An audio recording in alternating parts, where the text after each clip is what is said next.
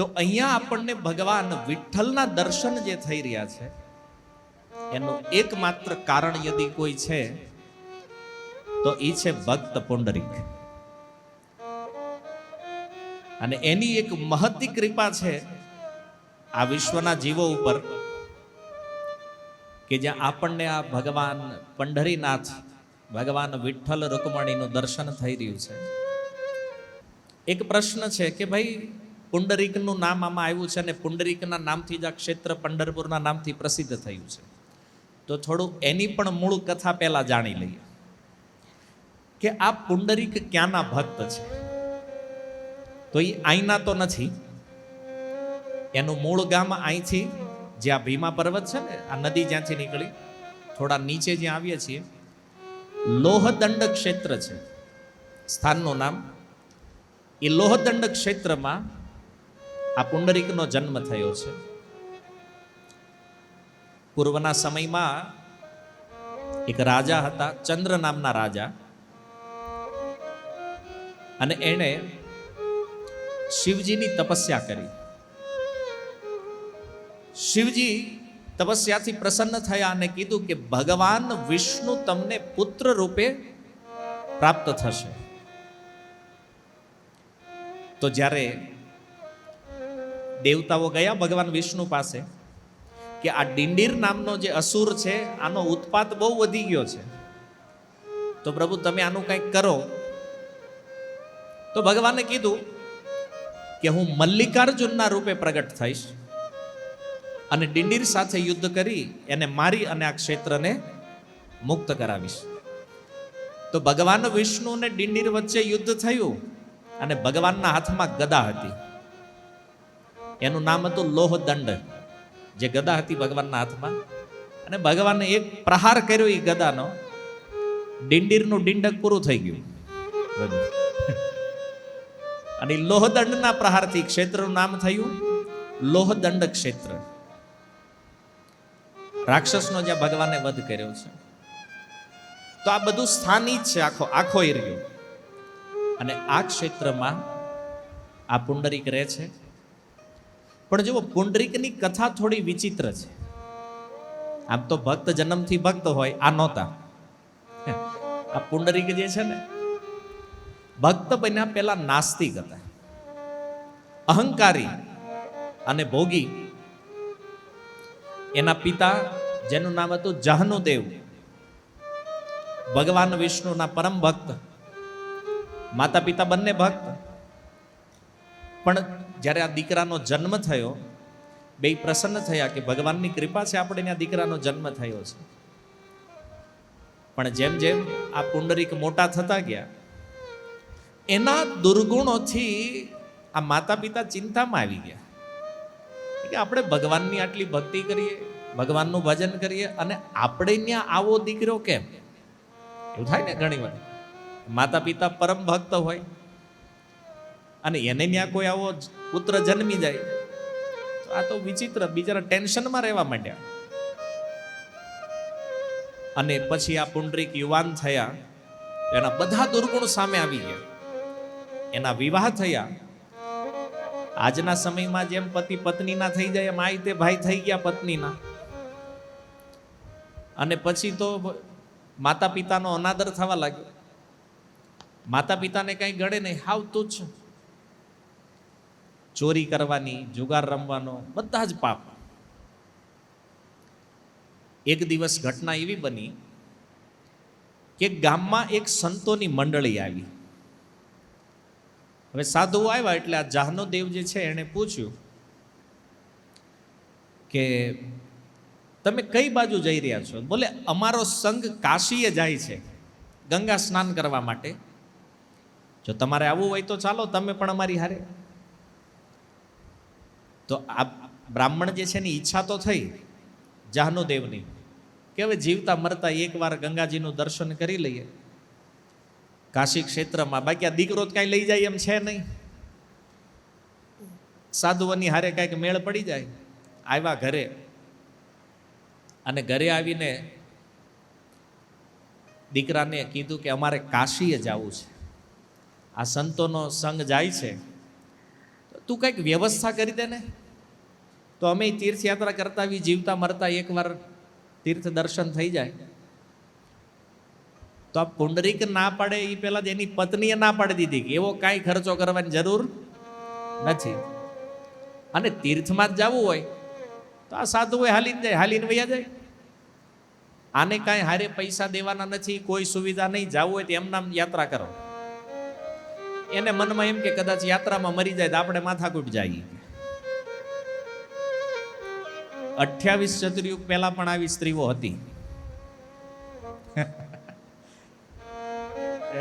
આવા પુત્રોય હતા. એને કીધું કે ભલે જાતા એમનામ જાવ, જાવ હોય તમ તાર વાંધો. બિચારા વૃદ્ધ થઈ ગયેલા, સંતોની હારે યાત્રામાં નીકળ્યા. અને આને થયું કે કદાચ મરી જાઉં તો અહીંથી તો સુખી જ થાવું, અહીં ઘરે આવીને પાછું દુઃખી થવું એની કરતા કંઈક તીર્થમાં દેહ ત્યાગ થઈ જાય તો એમાં વાંધો નથી. અને જો તીર્થોનું મૃત્યુ ઉત્તમ છે. હવે આવડા આકાશીએ નીકળ્યા, 15 દિવસનો સમય વેતો. અને ત્યારબાદ એણે વિચાર કર્યો કે આવડા વયા ગયા, 15 દી થયા, કોઈ સમાચાર નથી, આની કાંઈ ભાળ નથી, આ જીવે છે કે મરી ગયા છે, કંઈક જોતા આવીએ આપણે.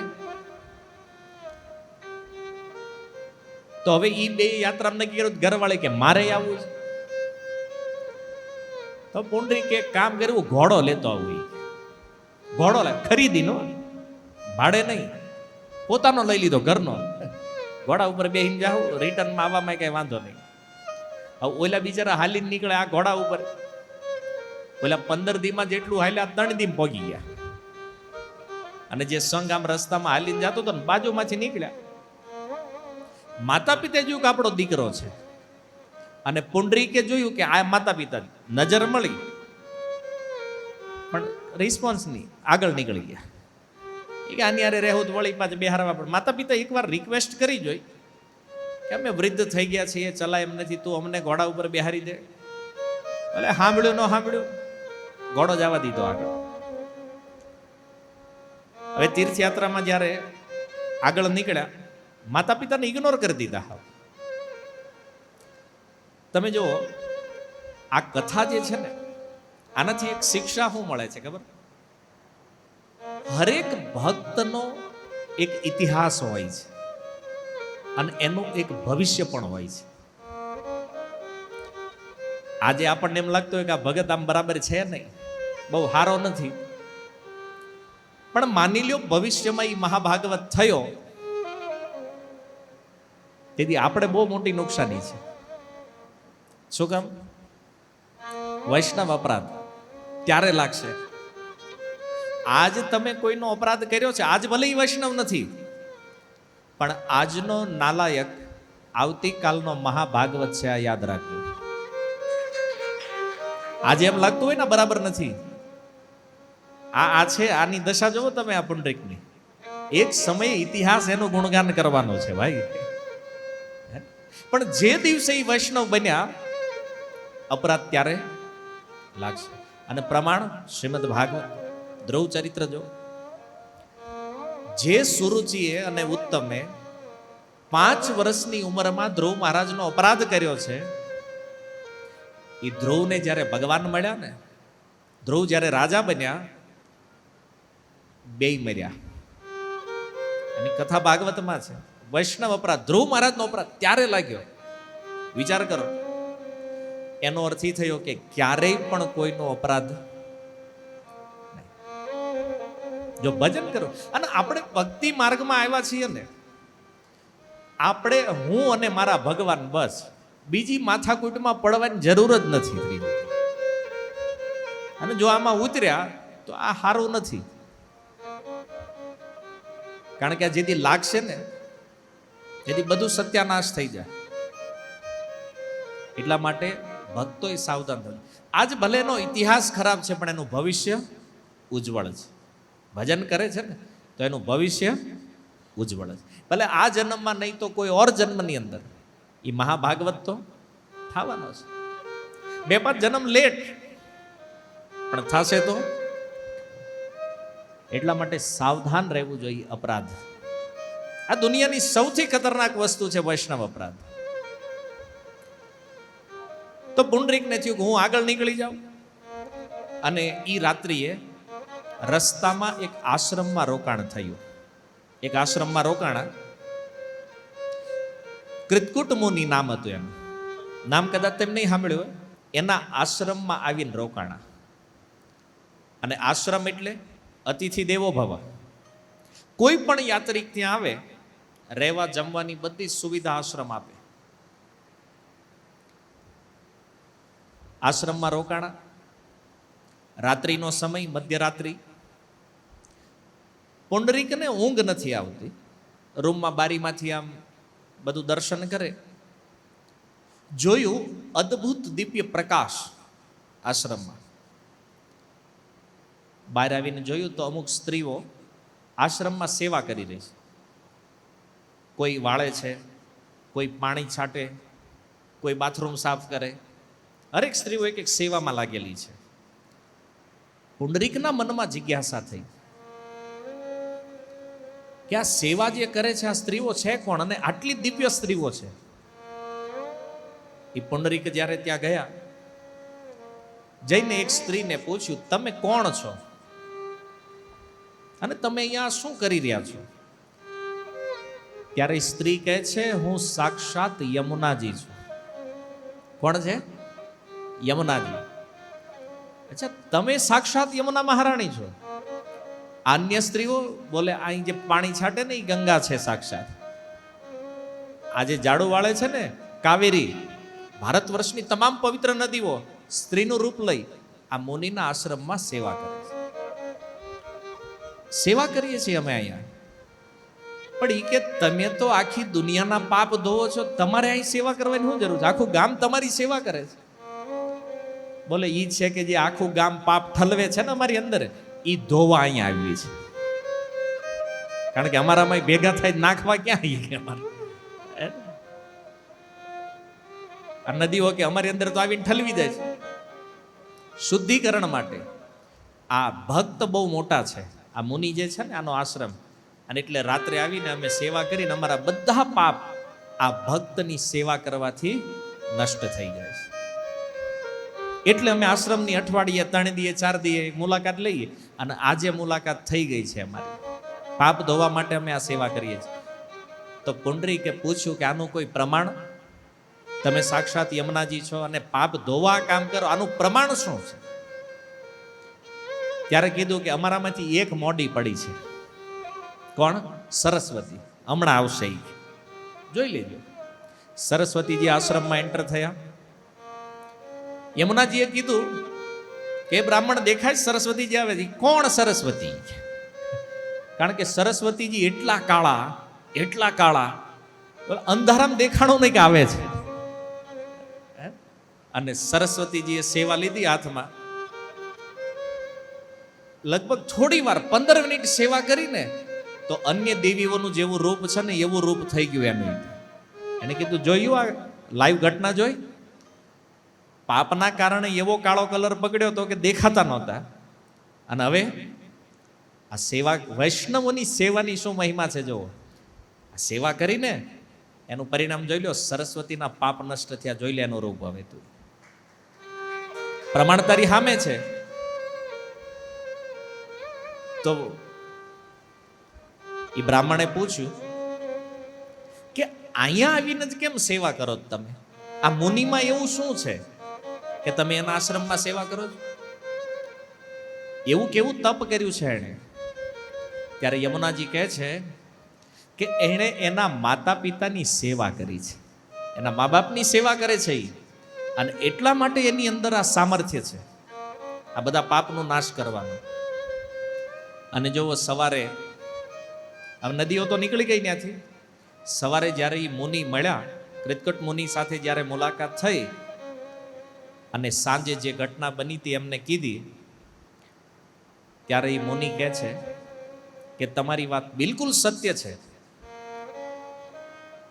કે જો કોઈ વ્યક્તિ માતા પિતાની સેવા કરે પણ જો એ માતા પિતા ભક્ત હોય તો આ પરમ સત્ય છે. એ જે નદીઓએ કીધું ને, કોઈ સંદેહ નથી. અને આ કથામાં એક ગડબડ શું થાય છે, આજ સુધી તમે જ્યાં જ્યાં આ કથાઓ પુંડરીકની સાંભળી હશે, બધા લોકો સારી બતાવી દે કે જો મા બાપની સેવા કરવાથી ભગવાન મળી જાય. પણ તમે કૃતકોટ મુનિનું વચન સાંભળો, શું કહે છે? માતા પિતા જો વૈષ્ણવ હોય અને એની સેવા કરો તો ભગવાન મળે. કન્ડિશન છે એમાં પણ. કેમ? કારણ કે વિષ્ણુ વૈષ્ણવની સેવાથી જ મળે. આ સિદ્ધાંત છે. માની લો કોઈ વ્યક્તિ કે પણ અમારા માતા પિતા ભક્ત નથી અને સેવા કરીએ તો સુખ મળશે, આનંદ મળશે, આ પૃથ્વીનો તમામ વૈભવ મળશે મા બાપની સેવા કરવાથી, જે ભૌતિક છે, ભગવાન નહીં મળે.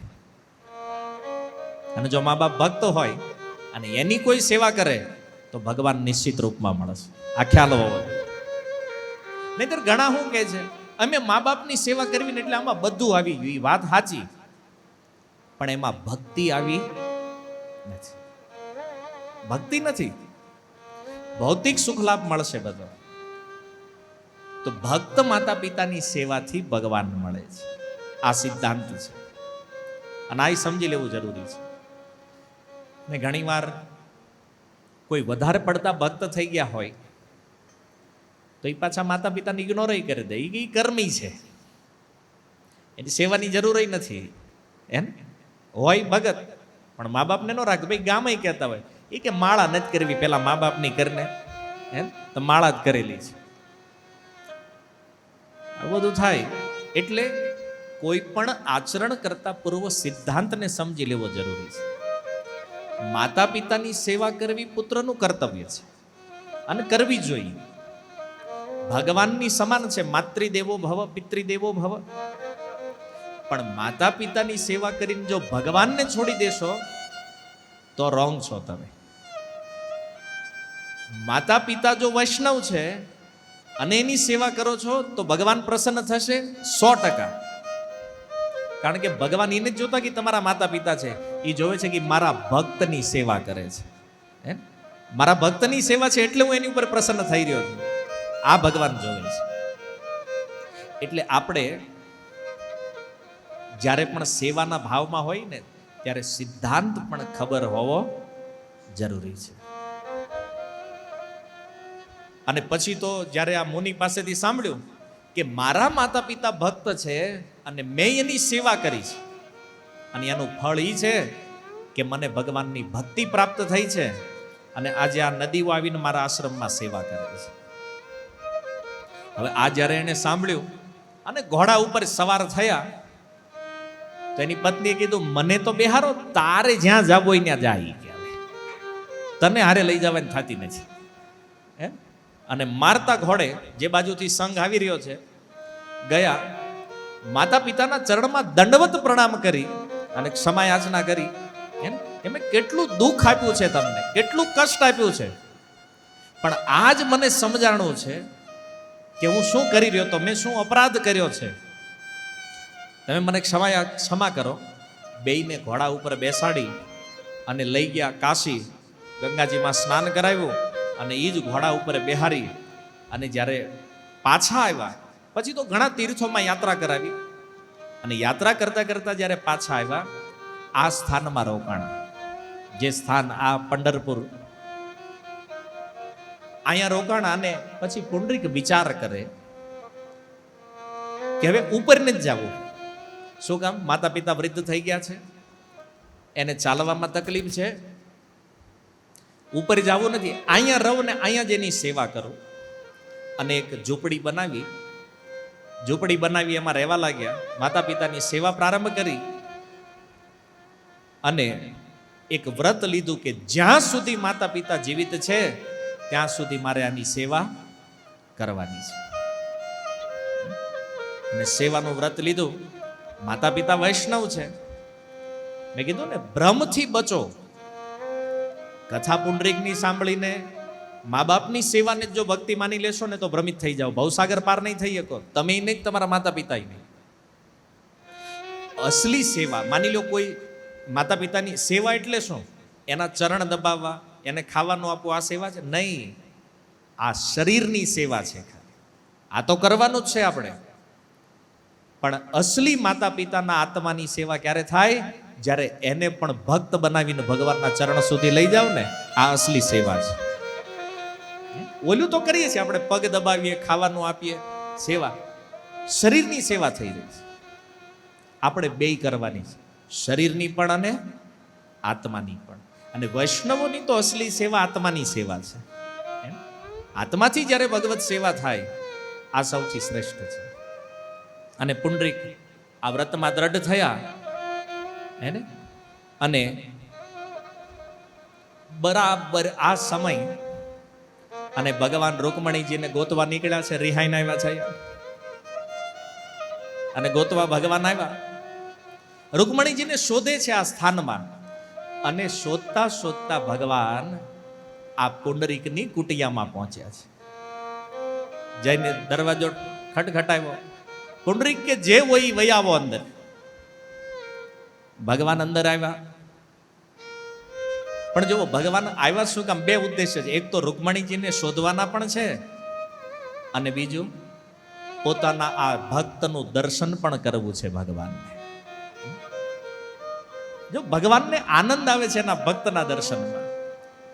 ધ્રુવ મહારાજનો પ્રસંગ જોવો, ભાગવત. દેવતાઓ જ્યારે ભગવાન પાસે જઈને પ્રાર્થના કરી કે પ્રભુ તમારા ભક્તની તપસ્યાથી આજે આખા બ્રહ્માંડમાં હવાનું પરિભ્રમણ અટકી ગયું છે, કંઈક કરો.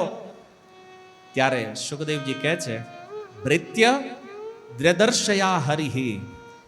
ભગવાને કીધું કે હું જઈશ મારા ભક્તને જોવા માટે મધુવનમાં. જ્યારે એ આવ્યા ને ત્યારે સુખદેવજી કહે છે કે ધ્રુવનું દર્શન કરવા ભગવાન આવ્યા છે, દર્શન દેવા નહીં. એમાં જે આ પુંડરીકની સેવા જોઈ અને ભગવાન દર્શન કરવા આવ્યા છે, દર્શન દેવા નહીં. અને ભક્તિ સિદ્ધાંત સરસ્વતી મહારાજ કહેતા કે શુદ્ધ ભક્તિ જો તમારે કરવી હોય, સરળ બનો, ભજન કરો, બીજી કાંઈ માથાકૂટ ન કરો. તમારા દર્શન કરવા ભગવાન આવશે, તમારે ક્યાંય જવાની જરૂર નથી. ભગવાન બોલાવે છે. હા, ભગવાન કહે છે હું સાક્ષાત દ્વારકાધીશ. પુંડરીક હામું નથી જોતા. હું કામ? સેવામાં વ્યસ્ત હતા ને. હવે જો ભગવાન આવીને ઊભા છે, સેવામાં વ્યસ્ત છે, પુંડરીક હામું નથી જોતા. ભગવાન કે હું છું દ્વારકાધીશ. અને એ મરાઠીમાં પુંડરીક કહે છે, જે પણ આહે તુમી તીકડે જ તાંબા. મતલબ જે હોય એ તમે નાન્યાનો ઉભા રહ્યો. કેમ? હું અત્યારે વ્યસ્ત છું, અને પછી જેવું એ વાત કરશું. તરુ ભગત્યાંચ મણાલે. ત્યારે ભગવાન બોલ્યા, શું કહે છે? મી દ્વારકાધીશ કૃષ્ણ આહે. ભગવાન કે હું સાક્ષાત દ્વારકાધીશ કૃષ્ણ છું. ત્યારે પુંડરીક કહે છે મારું અહોભાગ્ય કે તમે મારી કુટિયામાં પધાર્યા. મારા માતા પિતા ઉપર તમારી એક દ્રષ્ટિ ફેરવો, કારણ કે પ્રભુ તમારી દ્રષ્ટિ જેની ઉપર પડે ને એનો ભવસાગર સુકાઈ જાય છે. એક દ્રષ્ટિ તો કરો આ મારા મા બાપ જે છે એની ઉપર, એટલે આના જન્મ મરણ પૂરા થાય, આની મુક્તિ થઈ જાય. પણ સેવા મારી જ્યાં સુધી પૂરી નહીં થાય ત્યાં સુધી વેઇટ, તમારે ઊભું રહેવું પડશે. ભગવાન કે કાંઈ વાંધો નહીં, હે ને, ઊભા રહ્યો. અને ઈંટ બાજુમાં એક હતી, પુંડરીકે જોઈ, ઈંટ ઉઠાવીને ફેંકી ભગવાન જે બાજુ ઊભા છે આની ઉપર ઊભા રહી જાવી. કે હવે એક પ્રશ્ન મૂળી છે, આ ઈંટડું આવ્યું ક્યાંથી? ગૌડી કથા તો તમે જાણો છો ને, આની કથા શૈલી શું હોય છે, આમાં બધું વિવરણ કાઢવું પડે. કારણ કે એ મા બાપની સેવા કરે છે, નાની એવી કુટિયા છે, તો ભાઈ ઈંટડું ક્યાંથી આવ્યું ત્યાં? કદાચ એમ થાય કે વળી ઘર બાંધ્યું હોય, દિવાલ પાકી કરી હોય, એકાદ રહી ગઈ હોય, પડી હશે બાજુમાં. આચું બોલો, તમે કથા પુંડરીકની કેટલી વાર સાંભળી છે? ઘણી વાર. કોઈ દી આ પ્રશ્ન કર્યો છે આ ઈંટડું ક્યાંથી આવ્યું? નથી. હવે આજ આપણે સાંભળી લઈ જોઈએ. કારણ કે આ સમજવા જેવું છે. આમાં તમે એક અસુરનું નામ સાંભળ્યું છે, વૃત્રાસુર. શ્રીમદ ભાગવતના 6 સ્કંદમાં કથા છે વૃત્રાસુરજીની. આ કથા પદ્મપુરાણમાં પણ છે અને આ કથા અન્ય પુરાણોમાં પણ છે, વૃત્રાસુરજીની કથા. અને હરેક જગ્યાએ વ્યાસજીએ અલગ અલગ ભાવ કથાનો આપ્યો છે. પદ્મપુરાણની અંદર વૃત્રાસુરજીની કથામાં વ્યાસ ભગવાન કહે છે, વૃત્રાસુરજીને 3 મસ્તક હતા, 3 માથા હતા. અને ઇન્દ્રએ જ્યારે એનું મસ્તક કાપ્યું, ઇન્દ્રને બ્રહ્મ હત્યાનું પાપ લાગ્યું છે.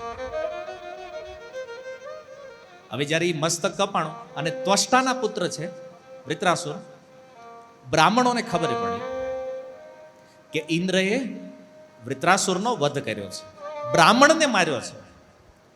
અને એટલા માટે બધા ઋષિઓએ ભેગા થઈ અને ઇન્દ્રને શ્રાપ આપ્યો. શ્લોક પણ છે, લોહદંડ ક્ષેત્રે, કે ઇન્દ્ર, લોહદંડ ક્ષેત્રની અંદર ઈંટ બનીને તારો જન્મ થશે. સારા કામ માટે કર્યું હતું, પણ બ્રાહ્મણ, બ્રહ્મ હત્યા તો બ્રહ્મ હત્યા છે.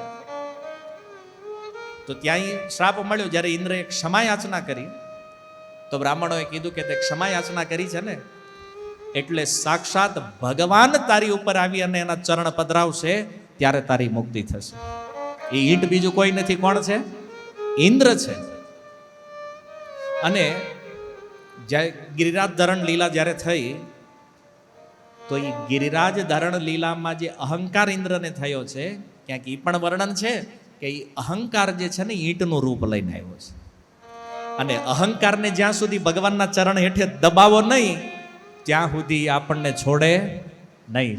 કહેવાનો અર્થ, જ્યાં સુધી ભગવાન અંદર ન ઉતરે અને અહંકાર ભગવાનના ચરણમાં દબાય નહીં, ત્યાં સુધી આપણું અભિમાન તૂટે નહીં. ઈંટ આની પણ પુરાણમાં કથા છે. તો અહીંયા જ્યારે ભગવાન પોતાના ચરણ પધરાવશે એ ઇન્દ્ર, ત્યારે તમે મુક્ત થશો. આની મુક્તિ ભગવાને આપી ઇન્દ્રને. આની સાઈઝ પણ છે ઈંટ. કેવડી હતી ઈંટ?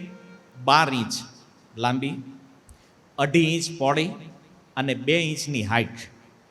આ ઈંટ જે પુંડરીકે ફેંકી હતી ભગવાન વિઠ્ઠલ બાજુ, એને ભગવાન વિચાર કરે છે કે સંસારમાં જ્યાં જ્યાં પણ હું ગયો, મને મોટા મોટા સિંહાસન આપ્યા અને અહીંયા ઈંટ.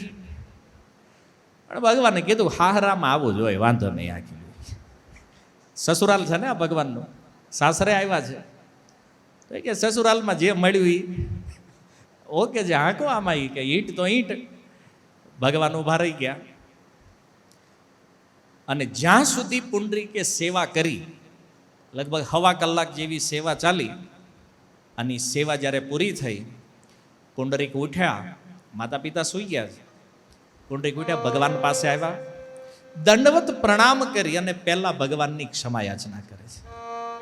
ભગવાનની ક્ષમા યાચના કરીને કીધું, પ્રભુ મને માફ કરો, કારણ કે હું સેવામાં વ્યસ્ત હતો ને માતા પિતાની, એટલે હું તમારી સેવામાં આવી શક્યો નહીં, તમારી સેવા હું ન કરી શક્યો. પણ તમે અહીંયા ઊભા છો, તો એ જે ભગવાન ઊભા છે ને એનું રૂપ દર્શન કરતા શંકરાચાર્ય ભગવાન અષ્ટકમનો 2ય શ્લોક કહે છે, તડિતવાસસમ નીલમેઘાવભાસમ રમા મંદિરમ સુંદરમ ચેત પ્રકાશમ વરમ ત્વષ્ટિકાયામ સમન્યસ્તપાદમ પરબ્રહ્મલિંગમ ભજે પાંડુરંગમ. ગાઓ પરબ્રહ્મલિંગમ ભજે પાંડુરંગમ. પરબ્રહ્મલિંગમ ભજે પાંડુરંગમ. જો અહીંયા કહે છે તડિત વાસસમ. વાસસમ કહે છે વસ્ત્રને. તડિત માને વીજળી. વીજળી જેવું ભગવાનનું વસ્ત્ર છે. વીજળીનો રંગ જોયો છે ને? જોયો છે તો કેમ આમ આમ કરો જા? વીજળી કેવી છે? તપાવેલું સોનું જોયું છે? સોનું જ્યારે ગરમ કરો ને અને એમાં જે વ્હાઇટ શેડ હોય ને, જે પીળોય ન હોય ને વ્હાઇટ, જેને તમે શું કહો છો, લાઇટિંગ યલો લ્યો છે ને ઓફ વ્હાઇટ, એ જે રંગ છે ને વીજળીનો જે રંગ, પણ મૂળ રૂપમાં મોટા મોટી સમજો પીળો રંગ, તપાવેલા સોના જેવો પીળો રંગ. કે છે તડિત વાસસમ, જેનું વસ્ત્ર વીજળીની સમાન. ભીષ્મ સ્તુતિમાં પિતામહ ભીષ્મ જે કહે છે, રવિ કર ગૌરવરાંબરમ દધાને, જે ઉપમા પિતામહ ભીષ્મએ આપી છે, સૂર્યના કિરણોની સમાન ચમકતું જે વસ્ત્ર છે ભગવાનનું, એવું પીળું વસ્ત્ર ભગવાને ધારણ કર્યું છે. અને પીળો કલર ભગવાન શું કામ ધારણ કરે છે જાણો છો? નથી ખબર? પીળો રંગ રાધા રાણીનો, જે ગૌડીય તત્વ અનુસાર રાધા રાણીનો જે માદનાખ્ય ભાવ જે છે ને, તો એ માદનાખ્ય ભાવનો જે વર્ણ છે એ કેવો છે? પીળો, યલો રંગ છે. અને એટલા માટે તમે જોજો ભગવાનના વસ્ત્રનો કલર હંમેશા કેવો છે? પીળો રંગ છે. કલર એમનામ નથી ડાયરેક્ટ, આપણે ગમે એ વસ્ત્ર પહેરાવી દઈએ છીએ. હે ને, શ્રૃંગાર રસના ભાવના પણ કલર છે. એમ કૃષ્ણનો જે મોદનાખ્ય ભાવ છે તો એનો પણ એક રંગ છે શ્યામ. બેય છે આયા. કે છે નીલ મેઘાવ ભાસમ. અને ભગવાનનો વર્ણ કેવો છે? પાણી ભરેલા વાદળ, જલધર વાદળ જે છે એનો જેવો શ્યામ રંગ છે ને, આવો સુંદર રંગ જે ભગવાનનો છે. રમા મંદિરમ, અને એ ભગવાન ક્યાં આવ્યા છે? લક્ષ્મીજીના ક્ષેત્રમાં. રમા મંદિર લક્ષ્મીજીનું ક્ષેત્ર છે ને આ. રમા મંદિરમ ચિત્ત પ્રકાશમ, અને એવો અદ્ભુત પ્રકાશ ભગવાનના અંદરથી નીકળી રહ્યો છે કે એ ઝૂંપડીમાં જે અંધકાર હતો ને, દિવ્ય પ્રકાશથી આખી હોડી ભરાઈ ગઈ. એવો દિવ્ય પ્રકાશ ભગવાનથી નીકળી રહ્યો છે. હવે મૂળ વાત છે, વરમ ત્વિષ્ટ કાયામ સમન્યસ્ત પાદમ. એ જે ઈંટ પુંડરીકે આપી છે કે સમન્યસ્ત પાદમ, પોતાના પગને મજબૂતીથી બે ઈંટ ઉપર બેલેન્સ કરીને ભગવાન ઊભા છે. આમ તો તમે જોવો છો કે કૃષ્ણની ઊભા રહેવાની સ્ટાઇલ શું છે? ત્રિભંગ લલિત છે, હે ને? ત્રણ જગ્યાએથી ટેડા રહે છે. તો ઈંટ ઉપર હક ન આવે એમાં. અહીં ભગવાન સીધા થઈ ગયા. તમે દર્શન કર્યું હશે કાલે, અથવા અહીં પાછળ જોઈ લો, વિઠ્ઠલ ભગવાન કેમ ઊભા છે? સીધા. સસુરાલમાં અમથા ભલભલા સીધા થઈ જાય, ભગવાન હોય તોય શું થઈ જાય? એમ હા હરે ઈ સીધા થઈ ગયા, તો આપણી શું વાત છે ભાઈ? થાય ને, ભગવાને કીધું આ સીધું રહેવું પડે છે, એકદમ સ્ટ્રેટ. કારણ કે ઓલી ઈંટની સાઈઝ તો તમે જાણો છો. અને ભગવાન ઉભા રહ્યા બે, પછી એમ થયું કદાચ પડી જાય તો બેલેન્સ કર્યું, આમ કમર ઉપર હાથ રાખ્યા છે ભગવાને, બેલેન્સ બનાવ્યું છે. સ્તન્યસ્ત પાદમ પરબ્રહ્મલિંગમ ભજે પાંડુરંગમ. તો આ તો ભક્તોનો ભાવ છે. તો ભગવાન સીધા ઉભા રહી ગયા. જે ત્રિભંગ લલિત છે એ પંઢરપુરમાં સીધા થઈ ગયા. તૃતીય શ્લોકમાં શંકરાચાર્ય ભગવાન કહે છે, પ્રમાણમ ભવાબ્ધે ઇદમ મામકાના નિતમ કરાભ્યામ ધૃતો યેન તસ્મા વિધાતુર્વસત્યે ધૃતો નાભિકોશ પરબ્રહ્મલિંગમ ભજે પાંડુરંગમ. પરબ્રહ્મલિંગમ ભજે પાંડુરંગમ. પરબ્રહ્મલિંગમ ભજે પાંડુરંગમ. પરબ્રહ્મલિંગમ ભજે પાંડુરંગમ. તો જો સીધા કેમ થઈ ગયા ભગવાન, એનું કારણ શંકરાચાર્ય ભગવાન આપે છે. પ્રમાણમ, આ પ્રમાણ છે. શું? ભવાબ્ધેર ઇદમ મામકાંતનમ આ પ્રમાણ છે કે પોતાના ભક્ત માટે ભગવાન બતાવી રહ્યા છે નિતંબ કરાભ્યામ ધ્રિતો એન તસ્માત. મારા જે ભક્તો છે ને એના માટે આ ભવસાગર કેવો છે? બોલે કમર સુધીનો જ છે. ભલે તમે ગામડે ગયા હોય અને તમને ખબર છે ગામડે જે નદી હોય, હવે ગામ લોકોને ખબર હોય આપણે એ નદી આમ હાલીને પાર કરવી હોય તો એને પૂછો કેટલું ઊંડું છે, કમર સુધી છે, વયા જ આવી ગયા, વાંધો નહીં. મતલબ તમે આમાં ડૂબવાના નથી. હોય ને કમર સુધીનું પાણી હોય તો આપણે સાહસ કરીએ જવાનું. તો અહીંયા ભગવાને આ ભવસાગર જે છે, હવે તમે જોવો છો ને સમુદ્રની ઊંડાઈ કેટલી હોય, 6 ફૂટ વાળાનું કામ જ નથી કાંઈ, સીધા ઉતરી જાય અંદર. 6 ફૂટની વાત જવા દો, હજારો ફૂટના જહાજ પણ ગોત્યા ન જડે એમાં. આ સમુદ્રની વાત છે. તો આવો ભવસાગર છે. એકવાર જે જીવી ભવસાગરમાં પડ્યો ગોત્યો જડતો નથી. પણ ભગવાન કહે છે કે જે મારી શરણમાં આવ્યો છે, જેણે મને શરણાગત થયા છે, જે એના માટે આ ભવસાગરને કેવો કરી દઉં છું? કમર સુધીનો. બસ હાલીને પાર થઈ જાઓ તમે. કેટલી કરુણા છે ભગવાનની, જુઓ તમે. ભગવાનની કૃપા થાય ને તો મોટા મોટા સમુદ્ર ખાબોચિયા થઈ જાય. અને આની કૃપા ન હોય ને તો ખાબોચિયું પણ સમુદ્ર થઈ જાય. તમે જુઓ કૃષ્ણની કૃપા. શંકરાચાર્ય ભગવાન વિઠ્ઠલના દર્શન કરતા કરતા કહે છે કોઈ ભક્તને આમાં સંદેહ ન હોવો જોઈએ. કેમ? યત પ્રમાણમ. શ્લોક જ ત્યાંથી શરૂ કર્યો. પ્રમાણમ ભવાબ્દેર ઇદમ્મા બકાના. આ પ્રમાણ છે કે મારા ભક્તજન માટે આ સંસાર સાગર કેવલ કમર સુધી છે. તો એક પ્રશ્ન થયો કે બે હાથ કેમ આમ રાખીને ઉભા છે ભગવાન? એ બતાવવા માટે અહીં સુધી જ છે, એમ ચિંતા કરવાની જરૂર નથી. કે છે વિધાતુર્વ સત્ય ધૃતો નાભી કોશ.